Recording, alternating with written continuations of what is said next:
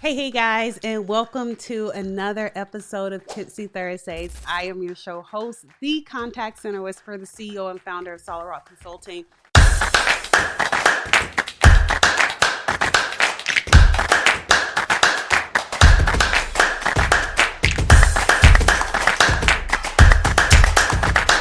And we are in chapter 4, and we're talking about pillar 3, scheduling, and how scheduling is the lifeblood of workforce management, right? We talked about data so far.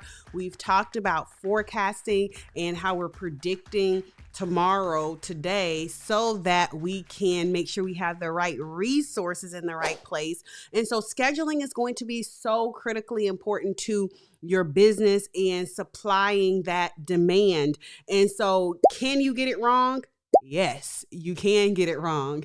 Can it be a super simple task? Yes, which is why most times organizations don't even realize they're doing the formal function of workforce management because they don't have a process for it, because they just think, oh, how many people do I need in the afternoon? When you're doing it at a small scale, right? You're thinking about, oh, I have, I'm covering the overnight shift. I need 2 people to cover the overnight shift.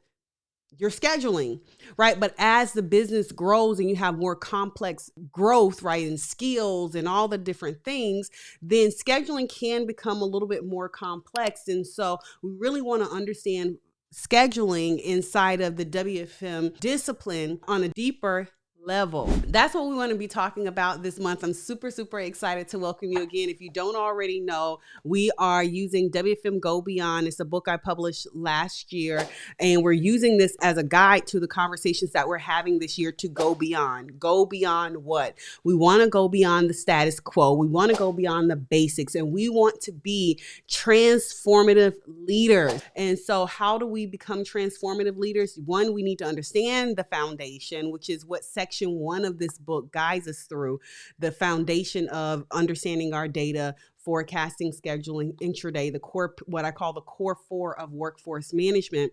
But then section 2 is, how do we go beyond? How do we tie into our CX goals, our EX goals, our business profitability goals? How do we do that? We're using this book as a guide to that conversation. So if you have yet to grab the book, make sure that you visit us at wfmgobeyond.com to grab your copy. Not only the book, okay, the workbook comes with it, because we're not just talking, we're working through these problems and challenges in the organization so that we can go beyond and make deeper impact, transformative impact. So scheduling is what we're talking about this month. I'm super excited about the guest interviews that we have lined up. Okay. I'm super excited about the guest interviews that we have lined up to talk through some common challenges and common myths, and also talk through some tips and strategies of what they're implementing in their organization. So it's not just me saying these things, right? A lot of times people think, oh, you're just saying this because you're trying to sell me the book, or you're trying to, you want me to work with you. No, we're bringing in people who are doing this in their day-to-day. And I do this for organizations in my day-to-day life. All right. The amount of content that you guys see from me is a fraction of the actual work that I actually do, right? This is me coming to you and talking to you about what I'm actually working with customers on. But the guest episodes and the interviews are with experts and leaders in their space, in their companies, implementing these tactics and strategies that we're talking about throughout the book and on the episode. So let's hop right in. The strategic role of scheduling. The strategic role of scheduling is really important, that we understand that scheduling isn't just a tactical thing. It is a strategic task, right? It is strategic. It isn't just about plugging numbers into a system. It's about making sure that I effectively align the business resources with the business needs. So that means, right, I'm effectively saying, okay, this is what the demand is going to be. This is the amount of people that I need to hit our business goal of first call resolution, or our customer experience, or our contractual obligation of answering 80% of the calls in 30 seconds. So scheduling is a strategic role. Okay. It is strategic because I need to make sure that I'm thinking about more than just having a butt in the seat. right? I need to make sure that I have the right butt in the seat, right? I have the right resource. And as we are expanding, okay, resources, as AI makes its way further and further into the workforce, it pushes its way further into the workforce, we have to think about our resources a little bit differently, right? Our resources are not just human, our resources are also AI, right? So we have to start to think about, okay, how do I schedule my humans and pair them with the AI that I have already working in my business? Because AI doesn't need breaks, it doesn't need lunches, it doesn't need all those things, right? But AI is only going to handle certain aspects of your business. You're still going to need that human element. And so if I'm thinking about scheduling as a strategic role, I'm thinking as a scheduler, right? If I'm putting my strategic hat on and I'm a scheduler, I'm in workforce management, I'm thinking, okay, how is the business leveraging AI today? And how does this change the resources that I need for the business and when I need them and the types of schedules that I may need? If I'm putting my business leader hat on and I'm thinking about, okay, I want to implement AI into the business, which is going to be a resource, right, for the demand. So it's going to be a supply for the demand, meaning it's going to handle parts of the interaction for me. Then the type of scheduler that I need in my workforce management department has to be able to connect those dots, right? I don't need them just saying, okay, these are the schedules you need, 8 to 5, and this is what you need. I need them to be able to understand and tie into the business goal of customer experience or the business goal of AI, or not AI is an actual business goal, but the outcome that the AI is going to produce. Okay. Hey, are you ready to identify how well your workforce management strategies align to your CX, customer experience, EX, employee experience, or your business profitability goals? Well, take our free 5-minute assessment at WFMGoBeyondScore.com and get your personalized results and recommendations delivered directly to your inbox. WFMGoBeyondScore.com. See you there. So both hats, right? If I'm a scheduler and I'm in my career and I'm trying to go beyond as a workforce scheduler and I want to go beyond, I need to think about, okay, business goals and how do I account for that in my scheduling, my day-to-day job of scheduling. If I'm a business leader, a CX leader, a VP or of member services or contact center, or I am the COO and I'm trying to gain operational efficiency. I was talking to someone recently and they were talking about how one of their big goals, I was talking to an executive, a COO to be exact, and they were talking about how one of their big goals was to gain operational efficiency, that they were operating at about a 65% occupancy. Right. And so as we begin to talk through that, one of their goals was, hey, we really want to implement more AI. So if I'm a business leader and I'm putting on my business hat, I'm automatically thinking about my WFM, how we're managing our workforce today and the type of people I need on that team to be able to get my occupancy up while also hitting my the outcomes that I'm looking to achieve with implementing AI. So again, first point, why scheduling is an art and a science is it is a strategic role. Okay. Whereas my forecasting is a strategic role as well. My forecasting is predicting my tomorrow today, and I want to be able to predict what I'm going to need. My scheduler is now saying, okay, let me go ahead and figure out what resources I need, where I need them, and actually start to create those schedules and create an ecosystem or environment where the resources, whether it's employees or the AI, can be successful. So that's going to be super important. So when we think about the science behind scheduling, because remember, like I said earlier, many times people are doing workforce management components. So they're doing data gathering and analysis, they're doing forecasting, and they're doing all of the things in a smaller business model, and that is spread or dispersed upon among operations. So you're already doing scheduling. If you're like, say, for example, you work in a retail organization, or you work in a small bank or something like that, you might give the task of creating schedules to your shift lead, your operations person, right? Why? Because you have 5 tellers, right? And so you may be like, oh, okay, they can figure out what the schedule needs to be for these 5 tellers, right? You may give that to the supervisor to do. However, when an organization is experiencing substantial growth or rapid growth, what happens is if this remains with the operational leader, the operations leader is supposed to be coaching and developing the people and focusing on the product and or service that is being delivered to the customer. And so they don't have much time to really do deep dive analysis into, do we have the right, we're rapidly growing. We're hiring 500 people this month. Which shifts do I need? How am I very strategic about the schedules? Or I'm hiring 50 people, right? How am I very strategic about when they come in? Do I stack their shifts? Do I stair step them? Do I create split shifts? They're not thinking about that. They're like, hey, I need 50 people, get them in, and I need to, because we're rapidly growing.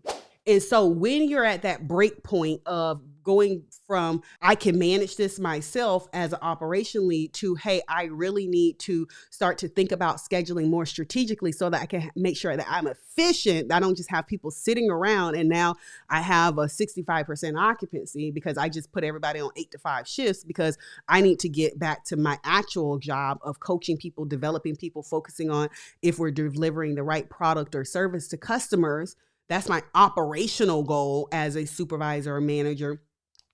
Then forecasting, scheduling, intraday, the WFM, the efficiency part of the equation normally falls to the waistline. And this is what we're absolute ninjas at, right? We're absolute ninjas at creating this efficiency and building this process out inside of organizations that are rapidly growing, right? If you're a rapidly growing organization and your operations team is doing this currently, forecasting, scheduling, intraday, these types of things, and you're like, hey, we're just not getting the efficiency that we need.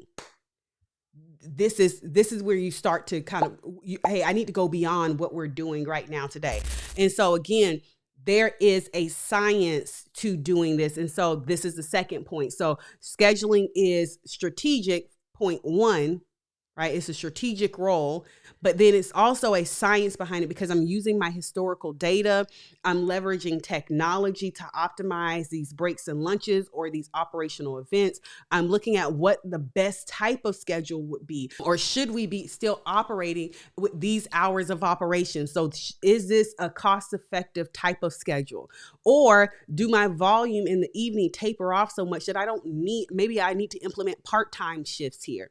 Right. So do I have a mix? I love part-time shifts, smaller than the 8-hour window shift, right? Like these micro shifts, because then they allow to us for an organization to have so much flexibility, really kind of get to their occupancy numbers and that they need for efficient. But again, if you're not diving deep into the discipline of scheduling, you would know that, right? You're just, what you're simply doing today is likely creating a spreadsheet, putting all of your employees on it and saying, okay, you work 8 to 5.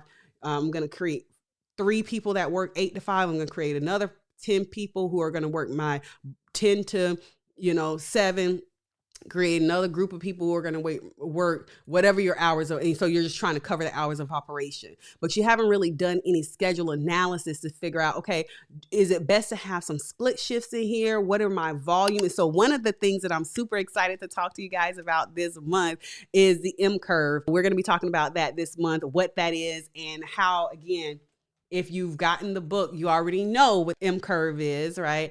And how you schedule to it. How do you schedule to the M curve? So that's going to be something that we're talking about this month, which again is why scheduling is an art and it is a science. It is strategic and it is an art and a science, right? So I think that that's super important. So I think it's really important. We're talking about some tips of how you create schedules that are best for your organization. As a scheduler, when I'm putting my WFM hat on, because I'm talking to 2 people, right? I'm not sure if you caught that. I'm talking to 2 people. I'm talking to my people who are in the workforce management department.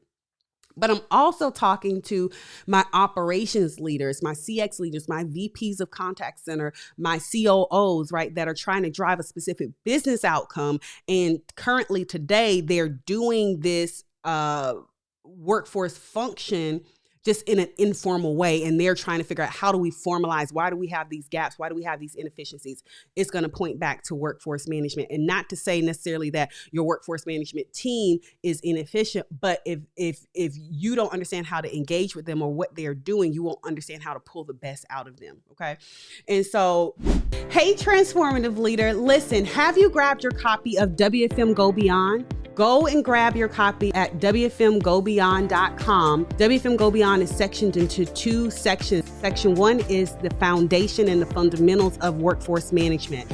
The core 4, you've heard me talk about this: data gathering, forecasting, scheduling, intraday. But section 2 is the part that I get super excited about, especially for 2025, because we are pushing and encouraging and challenging leaders to go beyond and push into transformative impact. And section 2 is going to do that to help you understand how you tie your WFM strategy into your CX initiatives, your EX initiatives, and business profitability goals. So if you're an operational leader, executive, a WFM leader that has a operations efficiency goal, okay, and you want to drive transformative impacts, WFM Go Beyond is your resource. So go to WFMGoBeyond.com and grab your copy today. Bye. Some of the tips that I think is super important for schedulers is to be creative. Right now, you may be saying, well, I'm in an organization that we are only open from 8 to 5, and there's not much I can do, Juanita. I can't get too creative, right?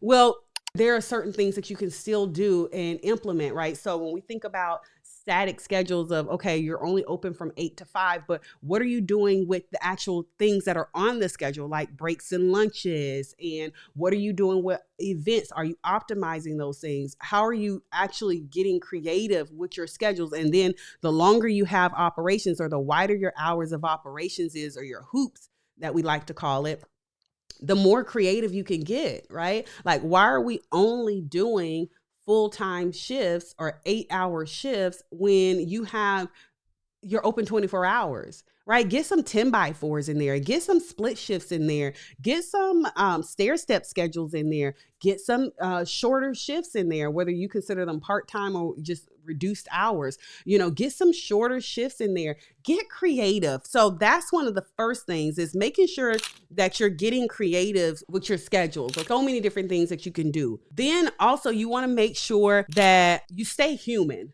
So leverage your data to be able to say, okay, this is, what we need. But remember, it's a person behind that shift. So you can get all creative. Okay. I said shift. Okay. All right.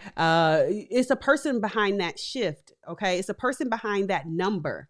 So you can get as creative as you want to, but if you get creative and you don't have any buy-in, you might as well go ahead and plan for PTO. And I don't mean paid time or planned time off. I mean, prepare the others, prepare somebody else, because they're not going to work the shift, because it is an employee. It is a person that's behind that. Okay. And so it's super important that we use data and we are creative, but that we remain human and realistic, because it's a person. It is someone working that shift. Okay. Other thing that we want to do is want to plan for the unexpected. Okay. So this is why using your data, tying into your forecast when you're creating your schedules are super important. I created these schedules. This is the amount of people I need, and this is when I need them to work. Have I factored in shrinkage? Have I factored in the events, the compliance training that we're going to have this month, and how it's going to take people off the phones at certain? So do I need to increase an additional amount of people? Do I need to add extra hours? So overtime and extra hours are not the same thing. So many times people will say, I will hear schedulers say, I have to get approval from, operations to do overtime. And I'm like, well, what about extra hours? You got gaps in your schedules. What about extra hours? What do you mean extra hours? I thought that was overtime. No, right? If somebody called out earlier this week and they're supposed to be at 40 hours and now they're at 32 hours, guess what? You got 8 hours to play with. Sis, can you come? Do you want to come in tomorrow? Because I got a little, we got this compliance training that's going to be happening and I need some extra help, right? The employee gets there 40 hours and you didn't have to go over budget and go into overtime.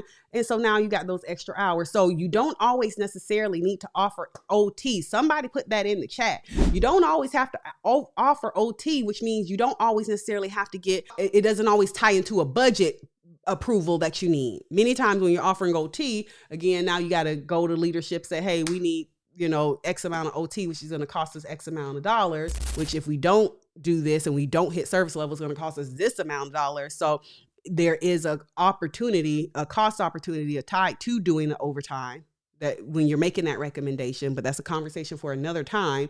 But when we don't have time, effort, and energy to go to that level and that extent, it's a great idea, right, to do extra hours. So again, plan for the unexpected and already know what you're going to be doing. Know what you're going to be doing so that when you have these unexpected situations show up, you can pivot. Master the pivot. My team teases me about this all the time because, baby, I will pivot in a heartbeat. Okay. Something not going according to plan, right? Either I'm going to push through because I know that this thing is going to work, or I'm like, okay, I see where the error is. Let's pivot. I'm not going to just keep going down the wrong path because pride, right? So some of y'all pride be in the way and you don't want to admit, hey, you're wrong, or hey, I could use this help, or I should have done this. And so you stay on the wrong train going to the wrong destination. That is absolutely ludicrous. Have a pivot point. Okay, this is when I'm going to pivot. Anyway, conversation for another time. Collaborate across teams. Okay. So again, back to the point about extra hours. Okay. So if hey, I have 10 people that called out earlier this week because you're tracking this in either your WFM tool or you're tracking this manually on your Excel sheets or your attendance line or however you're tracking it. Okay. You have people that called out earlier this week. Okay, I need people to work on Friday. I need people to work next week on Saturday or whatever. And you're still in that same pay period. Hey, those are the first people I'm calling. So guess what I need to do? I need to make sure I have relationship and influence and communicate and collaborate with the operations team to say, hey, can we get John, Susie, Max, Alex, whatever, to work 2 hours, right? They called out last week, so we won't be going into, but that takes you being organized, having a plan in order to execute at that level and go beyond just the status quo of creating the schedule. So that's what we're doing this year. We're going beyond. We're going beyond just, okay, I created the schedule. Okay, well, people called out. What are we doing now? How do I make sure I still hit my demand? How do I serve my customer? Which means you're tying directly into customer experience, employee experience. Y'all know how I get passionate. You're tying into business profitability. And the only way for you to do that is to go beyond just the tactical nature of, okay, I produce schedules. Okay, well, are you tracking anything else? How are you making sure that you're staying human? You're getting creative. How are you making sure that you're planning for the unexpected? How are you collaborating with your teams, your operations teams? How are you doing those things? If you're not going beyond likely.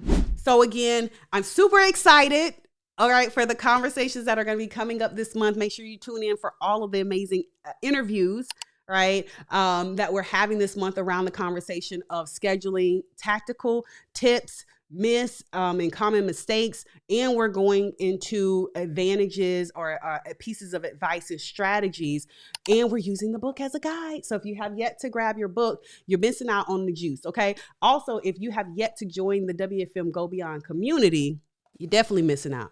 You're definitely missing out on the juice. Okay. So make sure you go to WFM Go Beyond to grab your book. All right. And make sure that you take the score, right? Get your assessment score of your ability to go beyond. So if you have yet to take the assessment, go to WFM Go Beyond score to take your assessment, because we want to make sure that we understand where we are, benchmark where we are, so we understand what areas we have to work on so that we can go beyond. This is a year of transformative leadership. We're not just doing the thing. We are being transformative. We're being intentional about our transformations. All right. All right. Until next time, I hope that this was helpful. Until next time, go be great and let's make impact. See you guys soon. Bye.